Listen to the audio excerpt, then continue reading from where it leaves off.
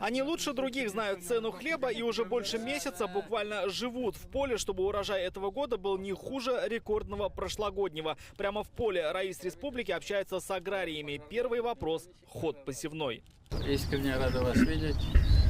В добром здравии. Самое главное, сянцау. Несмотря на то, что район находится бок о бок с промышленными челнами, он один из лидеров республики по животноводству. В последние годы делает ставку еще на овощеводство и растениеводство. Площадь пашни почти 95 тысяч гектаров. Каждая корова дает почти по 7 тонн молока.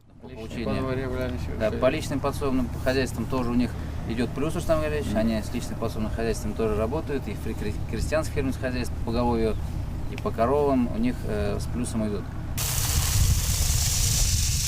Такая слаженность приносит плоды. В районе завершают сев и уже вносят удобрения. Механизатор Рафис Шеребжанов считает, все благодаря ранней весне. На его памяти такое бывало только раз. Помните, чтобы такая весна была ранняя? Ну помню, да, в каком году я не знаю уже.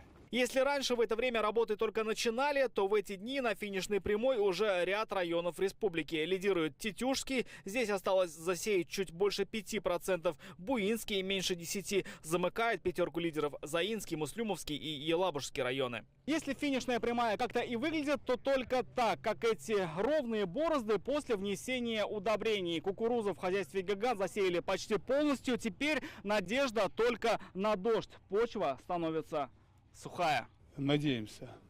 Все-таки дожди будут. Если дожди будут, значит, все хлеба одновременно выйдут.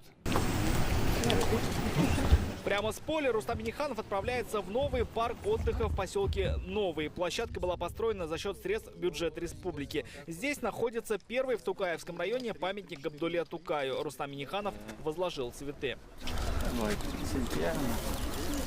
Возложив цветы и к монументу неизвестному солдату, Раис Республики пообщался с ветеранами Шаукатом Ахметназиповым и Мажитом Хабибулиным. В районе проживают 6 ветеранов и тружеников тыла. Рустам Минниханов поинтересовался их здоровьем, жизнью и поблагодарил их за крепость духа.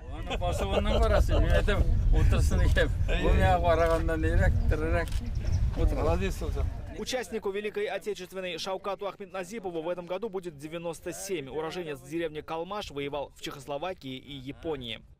Каждый год лучше становится красивее. И руководитель хороший, Камаев. Любим, уважаем. Меня тоже уважают все. Рустам Минниханов поздравил ветеранов с наступающим Днем Победы и пожелал им крепкого здоровья. Отсюда отправился в обновленный Дом культуры, также осмотрел лыжно-биатлонную базу. У юных лыжников теперь появилась возможность заниматься любимым видом спорта не только зимой, но и в теплое время года. Рамиль Шайдун, Алмаз Единов, ТНВ, Тукаевский район.